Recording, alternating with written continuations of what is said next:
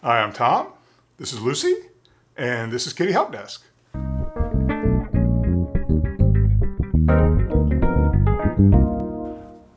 So today, I just wanted to take a moment to thank all the veterinarians who have helped me care for my cats over the years. And I just wanted to say, sometimes we can all be a little bit hard on people that provide care services. And it can be easy to villainize them when they make mistakes or to think of them as, really doing what they do for a profit when in fact most of them do what they do because they really care about animals. What can happen frequently is the fact that, veterinarians are in business. They've got people that work for them. They've got bills to pay. They do need to make some money, but we often are very demanding of them as customers. And I count myself among those. I'm a client of several veterinarians, and I can be demanding. Especially when I know I can do qualified research into things and figure things out on my own. I really dig my heels in sometimes with them to make sure that they spend the time with my pets that I want them to, and that my pets get the best consideration and the best care for the money that I'm spending. But at the same time, it's very important to empathize with the position that a veterinarian is in. A lot of them are not experts in every aspect of the field, but they're expected to be.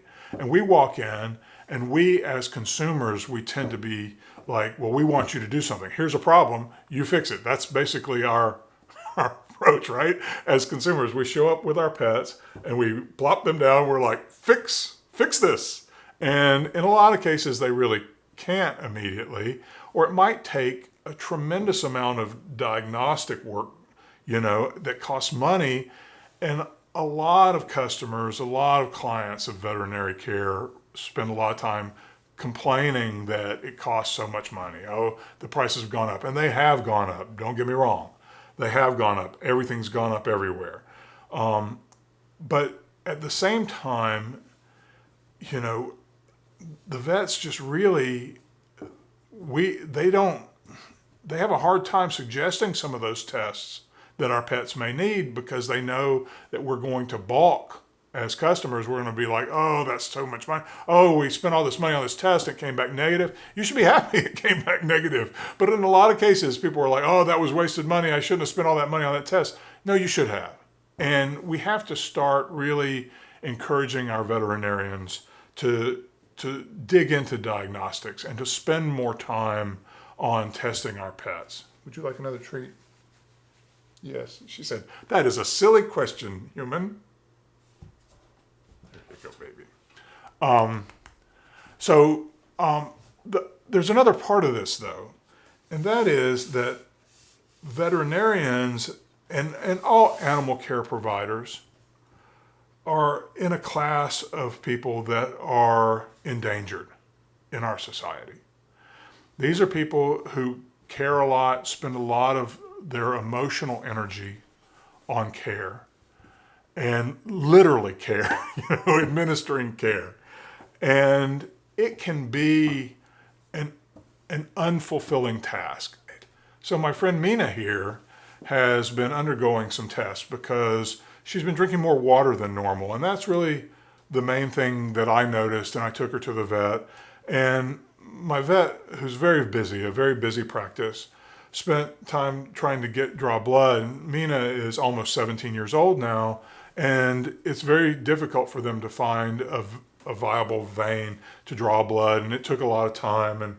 And all of that, really is difficult for a vet to sort of deal with. But we got it all done, and I essentially ended up taking the diagnostic care out of my veterinarian's hands because I could see that she didn't have the time to devote to it. And unfortunately, that's the case for a lot of our human doctors too. We don't really get the diagnostics that we sometimes want to get from them. But just by getting the test done and getting the raw data back and having that shared with me was enough to put me on a path where I could learn more about her. But my vet wanted to put her on antibiotics, and after a couple of days of that, Mina was having a terrible reaction to them. So I just took her off of them and said, I'm going to work on this without the antibiotics for a while. And I essentially, I cut the veterinarian out of the loop at that point because it was becoming difficult to get her on the phone and all this stuff. And so I just, at a certain point, I really felt like I had to take responsibility for the care of Mina. And by here, Mina, here you go. By doing that, I'm sure that was sort of difficult in some ways. Veterinarians have to let go. They can't. There are a lot of people that will come in and say, oh, what's wrong with my cat? And they say, oh, well, it's this, and it'll cost this amount of money. And they go, okay, well, never mind. And they just take the cat back home. That's got to be really difficult. If you care about animals and you see them not getting the care that they need because of cost or just because of, in some cases, owner ignorance, then, it's just a chink in your armor every day, a little bit more. And so there are some really good organizations that have sprouted up. One is called VetLife, that are designed to provide support, emotional support for veterinarians and caregivers, people that work in the animal care field. And those can be really helpful. They can provide a lot of different resources, a lot of even mental health resources, which are necessary. And, I don't want to be a downer, but I just have to mention this briefly. A woman who I sincerely looked up to, Dr. Sophia Yen, was instrumental in sort of advancing the idea of stress-free care for cats. In a veterinary setting, she pioneered ways to deal with cats. I was silver certified through her program, and I just found her to be just really inspirational figure. And unfortunately, she took her own life at some point, and we will never know why. But it's hard for me to fathom because that's not my particular mindset. And I didn't live her life, but because I saw her from the outside, I saw someone who was effective at making change, positive change in the world. And what a rewarding place she must have been in. But, at the end of the day, it probably wasn't for whatever reason. She was not reaping rewards. She was feeling downtrodden. And so part of what these support organizations like VetLife are there to do are to help support veterinarians and animal caregiver workers to, so that they have somewhere to go if they aren't feeling like they're coping with the situation they're in. So I say all that to you because I think it's important that you be kind to your veterinarian. They're not perfect. They're not going to know the answer to every question. And, it's a perfectly valid answer to say, I don't know. I say, I don't know almost every day to someone's question about cats. I don't know, because there haven't been studies about that particular thing. We can hypothesize all we want, but in a lot of cases, that's what we're left with, when there hasn't been a clear scientific study that tells us, a well-formed study at that tells us what direction we should look in.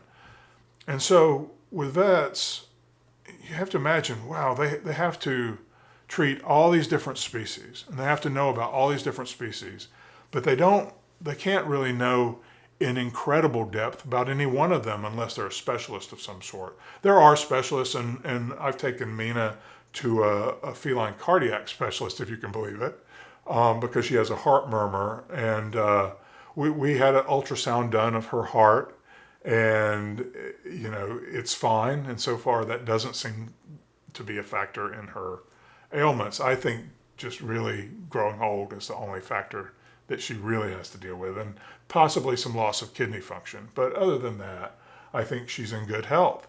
And that's normal for a nearly 17-year-old cat. She's still active. She doesn't seem to be displaying any signs of pain. So that's all great. It's just really important to be kind to your veterinarian and their staff, because they're not rolling in dough. These are not cardiac surgeons, okay? These are people that care about animals enough to spend a lot of time learning about them and trying to help you to solve your pet's problems. And so, maybe bring them some snacks the next time you come in. Or at least just remember to say thank you and to be appreciative of their work, even if you're not getting exactly the answers that you want to get at the time. Just be patient and try to dig in a kind way so that you're not accosting them or making their day any worse than it already is. Okay. So thanks for watching. Please like and subscribe, and I'll see you next time. Thanks. Bye.